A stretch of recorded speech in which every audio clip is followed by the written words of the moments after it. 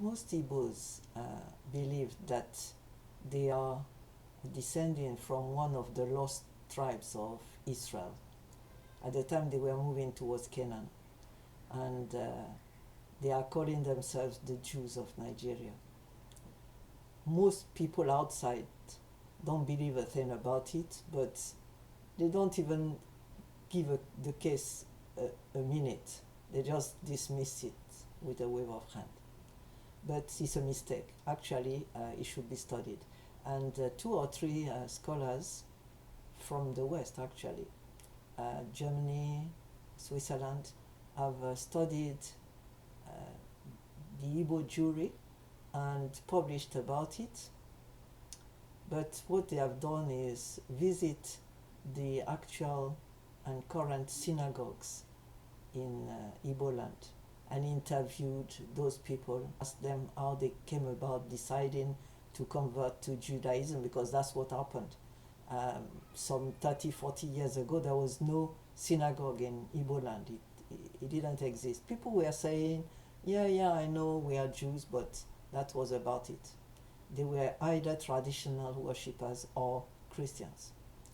And in the last 20, 30 years, synagogues have sprung all over the place. I don't know exactly why, but they are now practicing Jews that are Igbo, and a number have actually emigrated to Israel.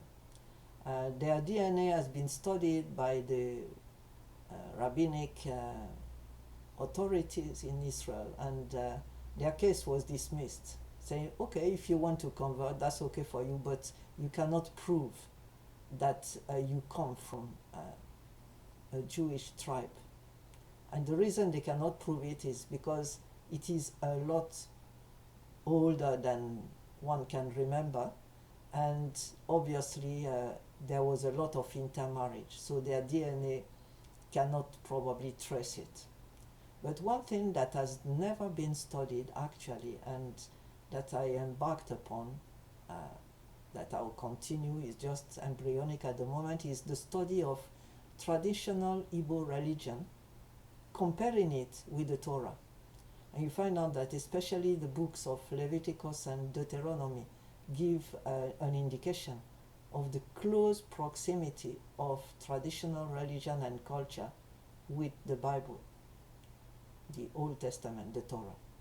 And you can see that in many ways. First of all,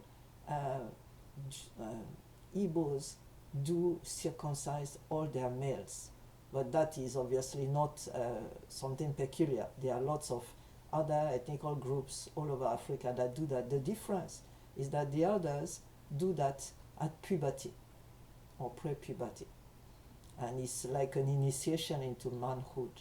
Whereas in Igbo land, it's done traditionally on the 8th day. So before, of course, it was done by traditional people in the village, and at the time I delivered my children, I had 2 boys, and that was done by the hospital. Normally when you deliver a boy, immediately the hospital offers you an appointment for circumcision, because it's done on the 8th day. And obviously now Jews, Igbos that are abroad, outside Nigeria, have some difficulty performing that rite because it's not done, and they sometimes fail to see why they should do it.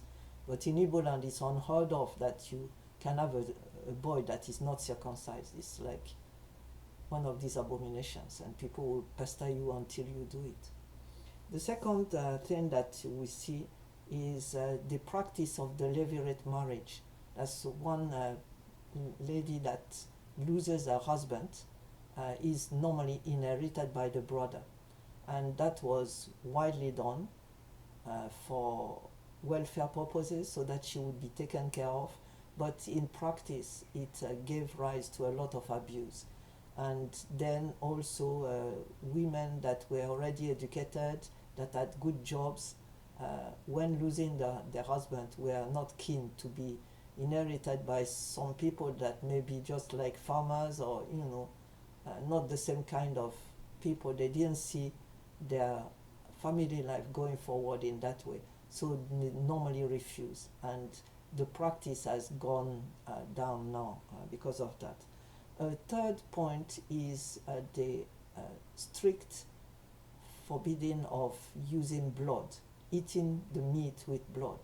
So for example, when you slaughter a chicken that you are going to eat, because people have chicken in their backyard, you don't buy normally chicken from the market in little town. I'm not talking of big towns.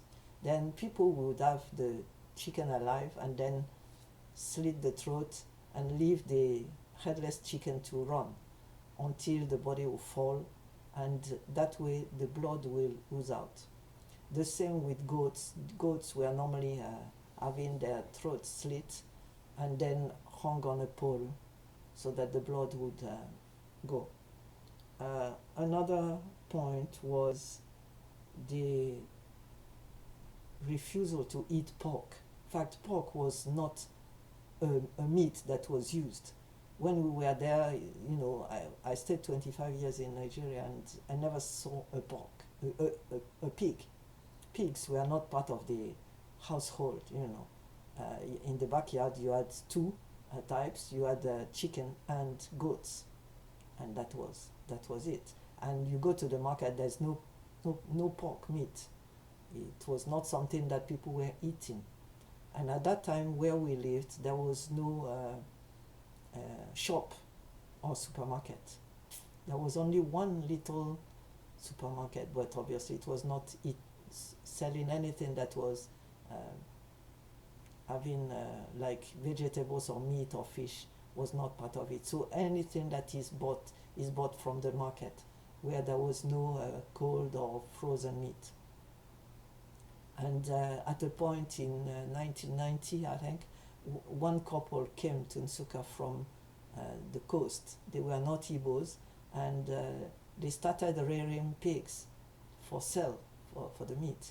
And nobody wanted to buy their meat because it was completely considered as an abomination. Nobody wanted to eat pork at that time. Another set of laws that you find in total adequation is the law of purity, all the laws of purity. For example, menstruation. One woman that menstruates was not expected to serve food or cook food for the husband, and the husband never approached her for relationship because it was considered as abomination. The same way, after delivering a child, the woman was considered impure and was kept to herself for quite a while, depending whether it was a boy or a girl, and that's exactly what you see in the Bible. The same with priests on duty, priests that were also tradi practitioners, that's traditional medics, that were, when they went to collect herbs in the forest, in the bush, before that they had to keep themselves to themselves. They didn't meet their wife or their wives because that was a necessity for purity, so that the deities would guide them in their collection. And last, we can see that the men are in charge of family worship. Just like today in Israel, practicing Jews, women can stay at home. They are not expected to go and deal with public worship, but men will expect to go to the synagogue every morning for public worship. Men are in charge of that. And the same you see in Igbo land, where traditional people were going to their obi in the morning and then pour libations, offer kola nuts to their ancestors and deities on behalf of the family. And that was the duty of the man. He was the priest for his family. And these are just some of those things that are verifiable, reading the Bible.